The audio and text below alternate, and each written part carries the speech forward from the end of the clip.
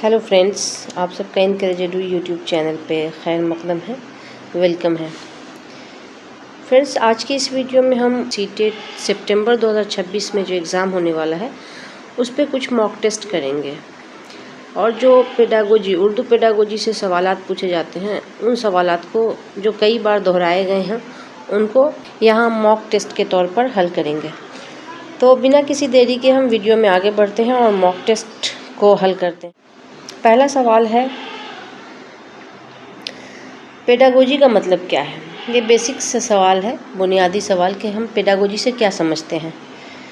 Pedagogy का मतलब है इम्तिहान या पढ़ाने का तरीका या किताब या सवाल और जवाब। तो पेडागोजी का मतलब होता है पढ़ाने का तरीका। किसी भी हर सब्जेक्ट की पेडागोजी होती है। तो उस्ताद जो है जिस सब्जेक्ट को पढ़ा रहा है उस उस्ताद को उस सब्जेक्ट की पेडागोजी आनी चाहिए, उसका पढ़ाने का तरीका आना चाहिए।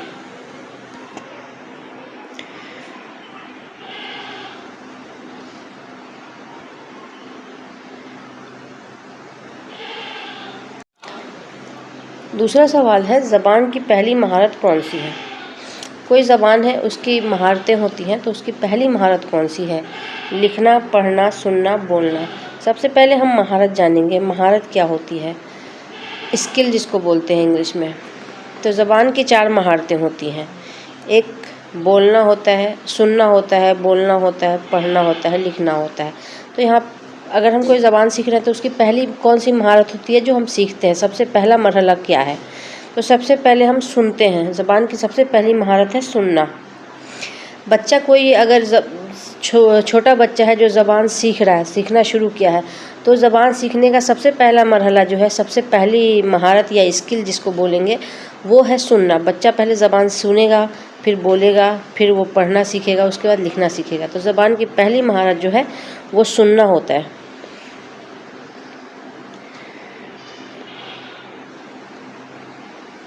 तीसरा सवाल है, बच्चे ज़बान सबसे पहले कैसे सीखते हैं। किताब से, माहौल से, इम्तिहान से या होमवर्क से। किताब, इम्तिहान और होमवर्क ये तो स्कूल हो गया, लेकिन सबसे पहले ज़बान सीखने की बात हो गई। ये सारी चीज़ें स्कूल में होती है, किताब से, इम्तिहान से या होमवर्क से। लेकिन यहाँ पूछ रहा है सबसे पहले ज़बान बच्चे कैसे सीखते हैं। तो माहौल से। छोटा बच्चा है, उसके आसपास जो माहौल है और जो आसपास में माहौल में उसके ज़बान बोली जा रही है वो सबसे पहले सीखेगा। तो बच्चा सबसे पहले ज़बान माहौल से सीखता है।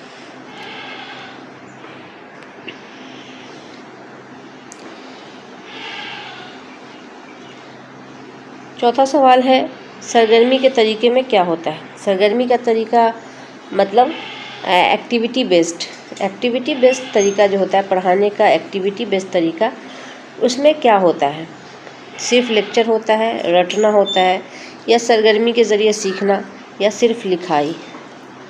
तो जब हम सीटेट का सवालनामा हल कर रहे हैं, अगर उसमें ऑप्शन दिया हुआ है सिर्फ लिखाई, तो सिर्फ जहाँ हो वहाँ हम उस ऑप्शन को एलिमिनेट कर देंगे, क्योंकि ज़्यादातर जो ऑप्शन होते हैं ये सिर्फ वाले नेगेटिव ऑप्शंस होते हैं। इसलिए हम सिर्फ लिखाई वाले को एलिमिनेट कर देंगे, यानी हटा देंगे। तो हमारे पास 3 ऑप्शंस बचे हुए हैं। तो यहाँ पूछ रहा है कि सरगर्मी के तरीके में क्या होता है। बच्चों से एक्टिविटी कराई जाती है, ये तरीका होता है। सरगर्मी के ज़रिए सीखते हैं और बच्चों को सरगर्मी के ज़रिए सिखाया जाता है, यानी एक्टिविटी कराकर सिखाया जाता है। ऑप्शन नंबर सी इसका सही जवाब है। 5वां सवाल है, तिफ़्ल मरकूज़ क्लासरूम में मरकज़ कौन होता है। तिफ़्ल मरकूज़ मतलब चाइल्ड सेंटर्ड यानी बच्चा जिसमें सेंटर में हो, चाइल्ड सेंटर्ड। यहाँ अगर हम तिफ़्ल मरकूज़ का मतलब समझ रहे हैं या चाइल्ड सेंटर्ड का, तो सवाल में पूछा हुआ है कि तिफ़्ल मरकूज़ क्लासरूम, ऐसी क्लासरूम जिसमें बच्चा सेंटर में, उसमें मरकज़ कौन होता है। तो सवाल में ही जवाब है, उसमें कौन होगा, उस्ताद नहीं होगा, प्रिंसिपल नहीं, बच्चा इसमें सेंटर में होगा, यानी बच्चा मरकज़ में होगा, बच्चा फोकस में होगा। तो ऑप्शन नंबर सी इसका सही जवाब है, क्योंकि क्लासरूम जो तिफ़्ल मरकूज़ है, बच्चा मरकूज़ है, उस पर सारा फोकस किस पे होगा, बच्चे पे होगा।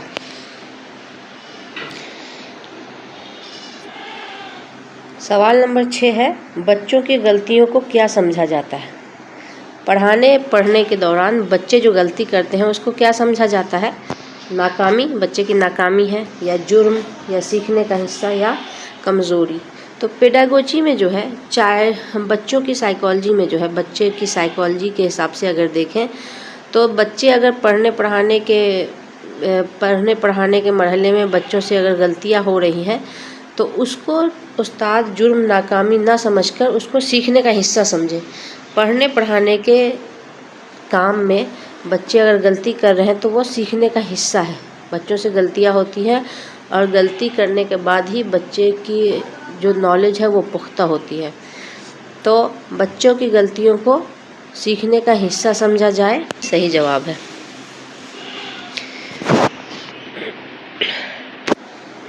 सवाल नंबर 7 है, रास्त तरीके में किस पर जोर दिया जाता है? रास्त मतलब रास्त तरीका, डायरेक्ट मेथड। ऐसा मेथड जो पढ़ाने का डायरेक्ट मेथड होता है उसको रास्त तरीका बोलते हैं। तो पूछा है रास्त तरीके में किस पर जोर दिया जाता है? डायरेक्ट मेथड में किस पे जोर दिया जाता है? तो तर्जुमे पे, बोलचाल पे, रटने पे, या सिर्फ लिखने पे? डायरेक्ट मेथड में बोलचाल पे जोर दिया जाएगा। टीचर जो है बोलचाल के ज़रिए पढ़ा देगा। 8वां सवाल है, कवायद तर्जुमे तरीके में किस पर जोर दिया जाता है? पढ़ाने के बहुत सारे तरीके हैं, उसमें एक तरीका ये भी है कवायद तर्जुमे का तरीका, यानी grammar translation method. Grammar translation method में पूछ रहा है कि किस पे जोर दिया जाता है ग्रामर ट्रांसलेशन मेथड में?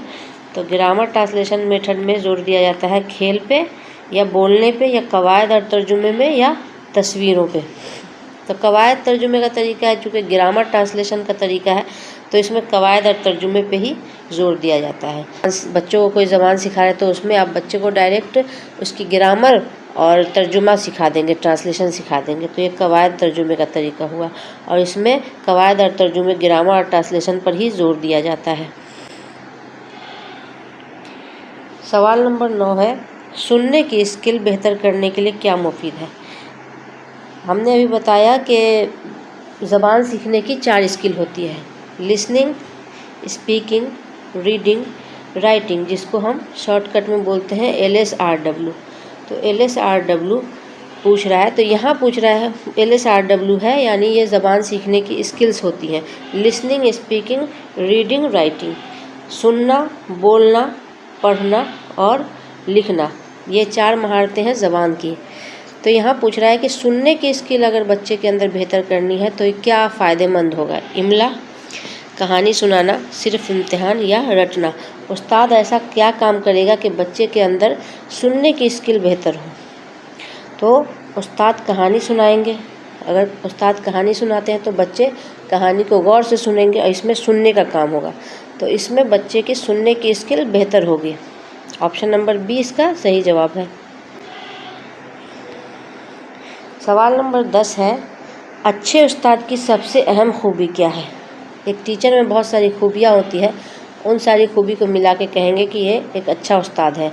तो यहाँ पूछ रहा है कि अच्छे उस्ताद की सबसे अहम खूबी क्या है, सबसे इम्पोर्टेंट? गुस्सा, तो गुस्सा तो नेगेटिव होगा। उसके बाद बोल रहा है सब्र, उसके बाद सख्ती, उसके बाद सज़ा। तो अच्छे उस्ताद की सबसे अहम खूबी है सब्र। उस्ताद को बहुत पैशनेट होना है, बहुत सब्र वाला होना है, ताकि वो हर तरह के बदमाश, शरीफ, तेज़, नालायक सभी तरह के बच्चों को हैंडल कर सके। तो उस्ताद के अंदर सब्र होना बहुत ज़रूरी है। ऑप्शन नंबर 20 का सही जवाब है। सवाल नंबर 11 है, किसके लिए रिमीडियल टीचिंग होती है?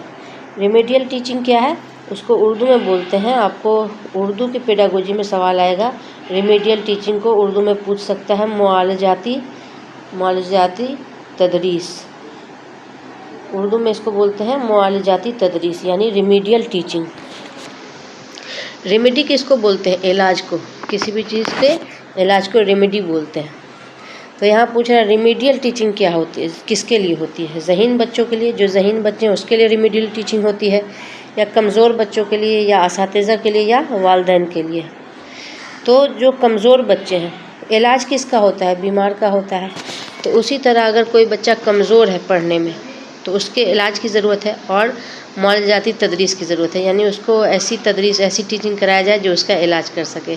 वो अगर जिस सब्जेक्ट में जिस पोर्शन में कमज़ोर है उसकी तालीम उसको अलग से दी जाए। उस तरह की तदरीस को, उस तरह की टीचिंग को रिमीडियल टीचिंग कहते हैं। और ये कमज़ोर बच्चे, क्लास में जो बच्चे कमज़ोर हैं उसके लिए अलग से क्लास लगती है, अलग से टीचिंग होती है, उसको रिमीडियल टीचिंग कहते हैं। तो रिमीडियल टीचिंग किसके लिए होती है? कमज़ोर बच्चों के लिए। सवाल नंबर 12 है, कसीर लसानी जमात क्या है? कसीर लसानी क्या होता है? कसीर लसानी यानी जहाँ कई ज़बानें बोली जाए, मल्टीलिंगुअल। कसीर लसानी को बोलते हैं मल्टीलिंगुअल क्लासरूम। तो यहाँ पूछ रहा है कसीर लसानी जमात क्या है? खामोश क्लास, सिर्फ उर्दू की क्लास, मुख्तलिफ ज़बानों वाली क्लास या कंप्यूटर क्लास। तो लिंगुअल, लिंग्विस्टिक लैंग्वेज को बोलते हैं, और मल्टी मतलब कई, मल्टीलिंगुअल कई ज़बानों वाली क्लास क्या होती है? तो मुख्तलिफ ज़बानें, ऐसी क्लास जहाँ कई ज़बानें बोलने वाले बच्चे हों उसको मल्टीलिंगुअल क्लास कहते हैं।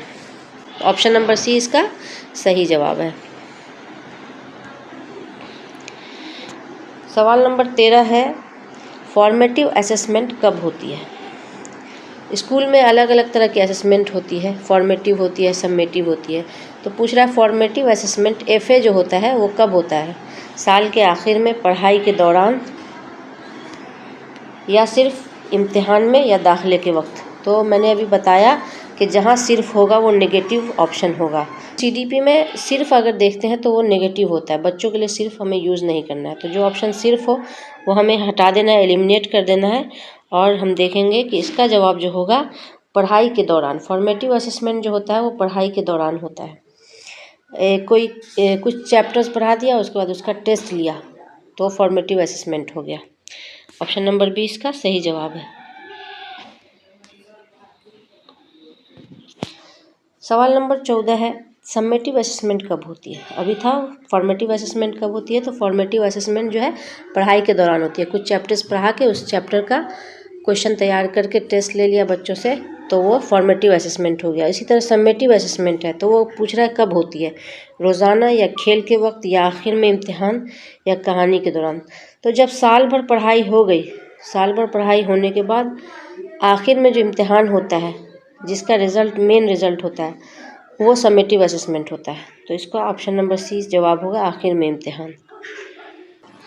सवाल नंबर 15 है, बच्चों को ज़बान सिखाने का बेहतरीन तरीका कौन सा है? डांट, सरगर्मी, सज़ा, या रटना? मतलब बच्चों को ज़बान सिखाने का कौन सा तरीका है? डांट के हम बच्चे को ज़बान सिखा सकते हैं, या सरगर्मी के ज़रिए, या सज़ा के ज़रिए, या रटने के ज़रिए? रटने को हम पेडागोजी में नेगेटिव जुमला समझते हैं, तो इसको जो है एलिमिनेट कर देंगे, हटा देंगे। पेडागोजी में सज़ा को भी हम नेगेटिव जुमला समझते हैं, तो सी ऑप्शन जो है वो भी एलिमिनेट हो गया। अब हमारे पास दो ऑप्शन है। डांट को भी, बच्चे को डांटना नहीं चाहिए, ये हमें पेडागोजी बताती है, तो ऑप्शन नंबर ए जो है वो भी एलिमिनेट हो गया, यानी ये तीनों ऑप्शन जो है हट गए। तो सरगर्मी के ज़रिए यानी एक्टिविटी के ज़रिए हम बच्चों को ज़बान सिखा सकते हैं, और ये बेहतर तरीका है। तो ऑप्शन नंबर बी इसका सही जवाब है। सवाल नंबर 16 है, रीडिंग स्किल से क्या मुराद है? रीडिंग स्किल क्या है? सुनना, बोलना, पढ़ना, या फिर लिखना? तो रीडिंग स्किल क्या है? रीडिंग स्किल से मुराद है पढ़ना। ऑप्शन नंबर सी इसका सही जवाब है। सवाल नंबर 17 है, राइटिंग स्किल से क्या मुराद है? राइटिंग स्किल क्या है? लिखना, बोलना, सुनना, या खेलना? तो राइटिंग स्किल से मुराद है कि लिखना। बच्चा अगर लिखना जान गया है तो उसकी राइटिंग स्किल जो है डेवलप हो गई है। सवाल नंबर 18 है, टीचर का किरदार क्या होना चाहिए? टीचर का किरदार क्या होना चाहिए? सिर्फ लेक्चर दे दे टीचर, या फिर गाइड और फैसिलिटेटर का होना है, या सज़ा देना, या खामोश रहना? सिर्फ लेक्चर देना ये ठीक नहीं है। टीचर को बहुत सारी चीज़ों का, बहुत सारे किरदार अदा करने पड़ते हैं, तो ये ऑप्शन तो नहीं होगा। गाइड और फैसिलिटेटर का हो सकता है, सज़ा देना भी नहीं हो सकता है, खामोश रहना भी नहीं। टीचर खामोश रहेंगे? टीचर को तो खामोश रहना ही नहीं है। तो तीन ऑप्शन जो है वो हम अगर हटा देते हैं तो फैसिलिटेटर और गाइड का किरदार होना चाहिए टीचर का। बच्चों को फैसिलिटेट करे, गाइड करे, पढ़ाए। ऑप्शन नंबर 20 का सही जवाब है। सवाल नंबर 19 है, बच्चों को ज़बान सिखाने में सबसे अहम चीज़ क्या है? बच्चों को जब ज़बान सिखाते हैं तो उसमें सबसे अहम चीज़ क्या है? मश्क, सज़ा, रटना या खामोशी। तो अभी जैसे मैंने ऊपर बताया कि सज़ा, रटना ये सब नेगेटिव ऑप्शंस होते हैं। सज़ा, रटना, खामोशी, इन तीनों को अगर हम हटा देते हैं तो सिर्फ मश्क बचता है। ऑप्शन नंबर ए बचता है और यही सही जवाब है। बच्चों को ज़बान सिखाने में सबसे अहम चीज़ होती है मश्क, उसको बार बार प्रैक्टिस कराई जाए। तो ऑप्शन नंबर ए जो है इसका सही जवाब है। सवाल नंबर 20 है, पढ़ाने के तरीक़ों में कौन सा टीचिंग मेथड यानी तदरीसी तरीका ज़्यादा अहम माना जाता है? लेक्चर तरीका, सरगर्मी का तरीका, सज़ा का तरीका या तर्जुमा का तरीका? तो टीचिंग मेथड जो है, सज़ा का तरीका कोई टीचिंग मेथड नहीं है। ऐसा कोई मेथड नहीं है, ऐसा कोई तरीका नहीं है जो सज़ा का तरीका है। लेकिन ये जो तीनों है, लेक्चर का तरीका, सरगर्मी का तरीका, तर्जुमा का तरीका, ये सब टीचिंग मेथड है। तो सबसे अच्छा टीचिंग मेथड कौन सा है बच्चों को सिखाने के लिए? सरगर्मी का तरीका जो है वो सबसे अच्छा तरीका है, एक्टिविटी बेस्ड। इसमें बच्चे खुद पूरी तरह से मुलविस होते हैं, खुद ही पूरी तरह से इन्वॉल्व होते हैं लर्निंग में, तो उनकी जो लर्निंग है वो अच्छे से सीख पाते हैं। सरगर्मी का तरीका सबसे अच्छा तरीका माना जाता है। ऑप्शन नंबर 20 का सही जवाब है। आज की इस वीडियो के ज़रिए हमने 20 मॉक टेस्ट हल किए। अगली वीडियो में भी हम 20 मॉक टेस्ट हल करेंगे। आप इनकरेज एडू यूट्यूब चैनल पे अगर नए हैं तो चैनल को सब्सक्राइब कर लीजिए, बेल आइकन को दबा दीजिए ताकि हमारी तरफ से जो भी वीडियो डाली जाए आपको उसकी नोटिफिकेशन सबसे पहले मिले। वीडियो कैसी लगी कमेंट में ज़रूर बताइएगा। मिलते हैं अगली वीडियो में, तब तक के लिए टेक केयर, खुदा हाफिज़।